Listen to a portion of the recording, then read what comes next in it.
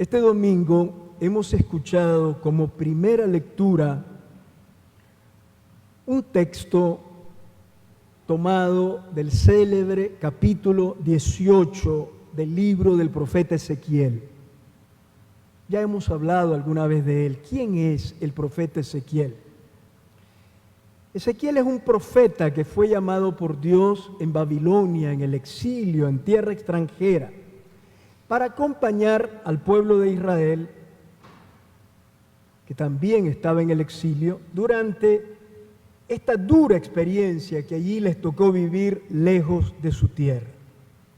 Es decir, Ezequiel fue un profeta exiliado que estuvo acompañando a sus compatriotas exiliados en Babilonia. Su misión consistió fundamentalmente en ayudarles a los israelitas a comprender su historia, a vivir abiertos a Dios en medio de la oscuridad y de las dificultades, y a no perder la esperanza a pesar del sufrimiento que padecían en tierra extranjera. Uno de los problemas que Ezequiel tuvo que enfrentar fue la continua discusión que se daba entre los israelitas sobre quién era el verdadero culpable del desastre que había causado el exilio. La opinión más generalizada era que los responsables de la catástrofe del exilio, que representó la destrucción de Jerusalén, el final de la monarquía y la pérdida de la tierra, los responsables eran los antepasados, las generaciones antiguas que habían actuado mal y se habían alejado del Señor y del cumplimiento de sus mandamientos. Los israelitas estaban convencidos de que la situación desastrosa que sufrían era el resultado del mal cometido en el pasado. Estaban persuadidos de que su historia estaba tan llena de injusticia, de violencias y de idolatría, que era un peso demasiado grande como para intentar liberarse de él. Pensaban que el pasado los había condenado a vivir en la desgracia y lejos de su tierra. Creían que era imposible cambiar la situación y construir un futuro diferente. Se sentían absolutamente condicionados por lo que había sido su historia pasada. Llegaron incluso a calificar como injusto el proceder del Señor, pues según ello, el Señor le hacía pagar a la nueva generación las consecuencias de los errores y los delitos cometidos por quienes habían vivido en el pasado. Por el contrario, el profeta Ezequiel les enseña algo que no era novedoso en la Biblia, pero que este profeta puso en primer lugar en su predicación en aquel momento. Cada uno es responsable de su propio comportamiento y que siempre es posible cambiar. Cada uno es responsable de su propio comportamiento, a tal punto que cuando el justo se aparta de su justicia y comete delitos, morirá a causa de los delitos que cometió. Y su antigua justicia no cuenta. Cuenta el presente que vive cada uno. No hay cuenta de ahorros del pasado. De igual manera, se puede cambiar siempre. Cuando el malvado se arrepiente de la maldad que hizo y practica el derecho y la justicia, salvará su vida. Quedó atrás el mal cometido y ahora se vuelve justo. Es posible cambiar. El profeta insistió en esto, la responsabilidad personal de cada uno para decidir el rumbo de su vida en cada momento de su existencia, sin echarle la responsabilidad a otros. Ezequiel no es solo un optimista que cree en las capacidades humanas para cambiar, sino que su predicación nace de su fe inquebrantable en un Dios bueno, infinitamente misericordioso, que se goza en el bien que los seres humanos pueden realizar y les ayuda a realizarlo, perdonando sus pecados y dándoles fuerzas para cambiar su vida. Por eso, en ese mismo capítulo, el Señor dice esto a través del profeta Ezequiel: ¿acaso me complazco yo en la muerte del malvado, oráculo del Señor, y no más bien en que se convierta y viva? Dios no se complace en ver a la humanidad hundida en el mal. Dios cree profundamente que los seres humanos pueden cambiar, abandonar el mal y practicar el bien, y se goza de que esto ocurra. Acordémonos de las parábolas de la mujer que hace una fiesta después que encontró la monedita, o del pastor que recupera la oveja descarriada, o del padre que recibe al hijo que se había ido de la casa. Hay alegría en el cielo, dice Jesús, cuando alguien cambia de vida, se aparta del mal y vuelve al Señor. Hay fiesta y gozo en el cielo. El ser humano puede cambiar, y el primero que lo cree de verdad es Dios. Como en el Evangelio de hoy, el hijo que había dicho: no voy a trabajar a la viña, y se negó. Sin embargo, más tarde reflexionó, se arrepintió de lo que había dicho y al final terminó yendo a la viña. Es posible. Para Dios siempre es posible rectificar y empezar otra vez. El Señor no se goza de que, no importando lo que hayamos hecho, el Señor se goza de que, no importando lo que hayamos hecho, reflexionemos, aprendamos de los errores cometidos y cambiemos de actitud y de conducta. Nadie debería quedarse hundido en el fango de su mediocridad. Nadie atrapado en las contradicciones de su egoísmo. Nadie caído en las tristezas de sus errores. Nadie ahogado en las oscuridades de su maldad. No importa lo que hayamos vivido. Dios imagina y desea un futuro nuevo y mejor para todos. Dios nos imagina y nos ve mejor de como nosotros nos vemos a nosotros mismos.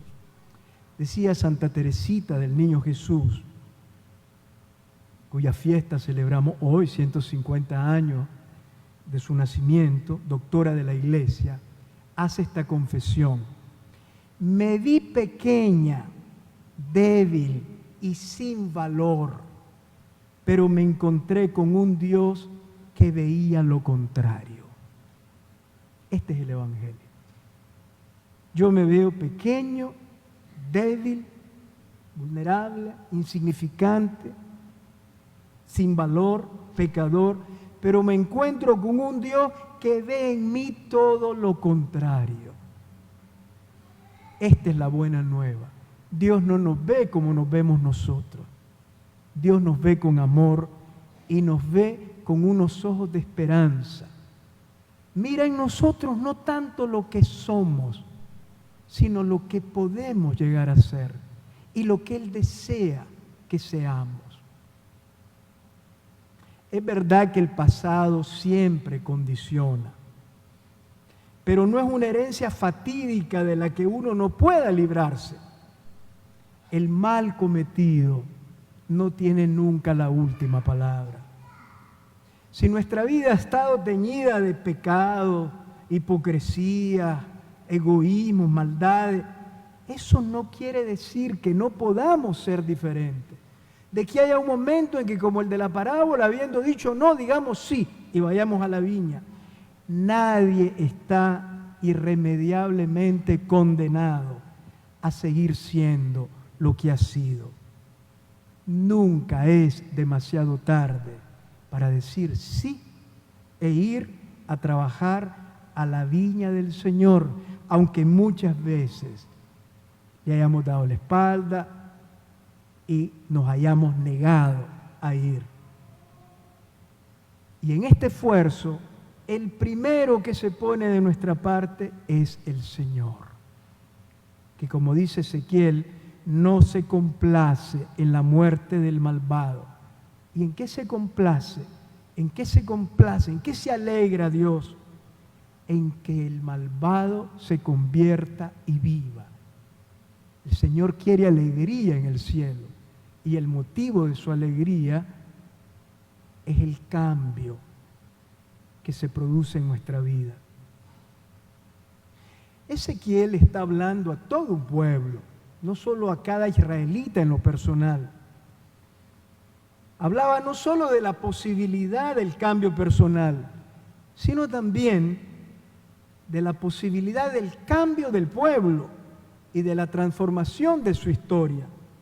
El profeta se esforzaba en el exilio en levantar la moral de un pueblo sumido en la desesperanza y resignado a seguir arrastrando las consecuencias negativas del pasado.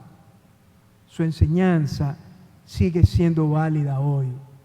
La historia no está escrita para siempre. No hay determinismos que la condicionen en modo fatalista.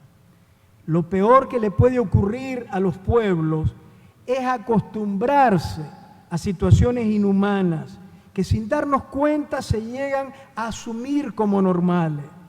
Un pueblo no puede resignarse a prolongar indefinidamente su misma historia. Es verdad que el pasado no se puede borrar, pero sí se puede siempre superar y mejorar. El pueblo de Israel era un pueblo pequeño y durante siglos había sido víctima de las injusticias y de la violencia de los poderosos, y ahora se encontraba fuera de su tierra, en el exilio. A este pueblo, el profeta le recuerda de parte de Dios que todos podemos cambiar, que el malvado puede dejar la maldad y que la historia se puede y se debe cambiar. Los pueblos no pueden ser marionetas de los poderosos de turno, ni deben conformarse con repetir una y otra vez los mismos errores del pasado. El futuro de un pueblo no está escrito de antemano. A veces el futuro de los pueblos es incierto. Hay cansancios, errores, intentos fallidos, luchas inútiles y decepciones.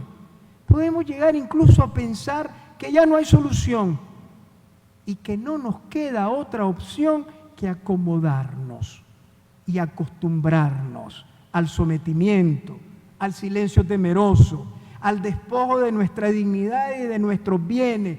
No lo permitamos. No lleguemos nunca a creer que ya no hay nada que hacer. No hay que desanimarse. Esto fue lo que Ezequiel infundió en aquel pueblo. Lo peor que le puede ocurrir a un pueblo es acostumbrarse a ser oprimido, a ser víctima, a ser despojado de su dignidad. Dios está de parte de los pueblos sufridos, que luchan por liberarse y que no se resignan.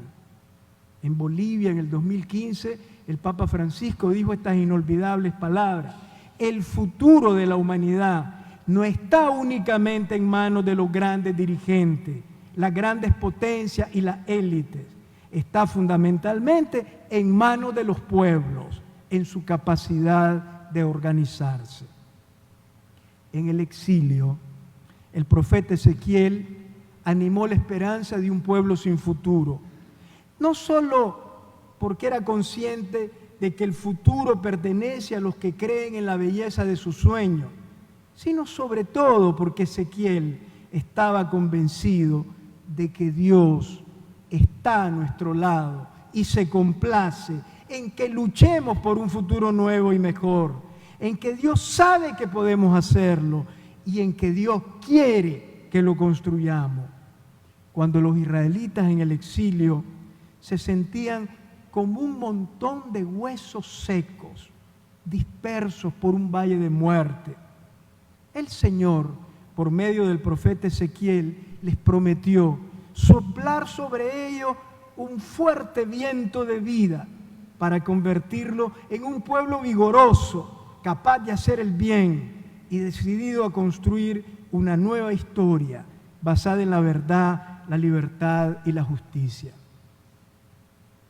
Dios cree siempre en nosotros. Cree que podemos ser mejores. Cree que podemos cambiar. Dios confía en nosotros. Confía también en que somos capaces de construir una nueva historia. También nosotros deberíamos confiar un poco más en este Dios bueno y justo, que sopla aires de vida en nuestras débiles existencias, transforma nuestros corazones de piedra y nos da fuerza para ser arquitectos de un nuevo futuro de fraternidad y justicia, de verdad y libertad. Amén.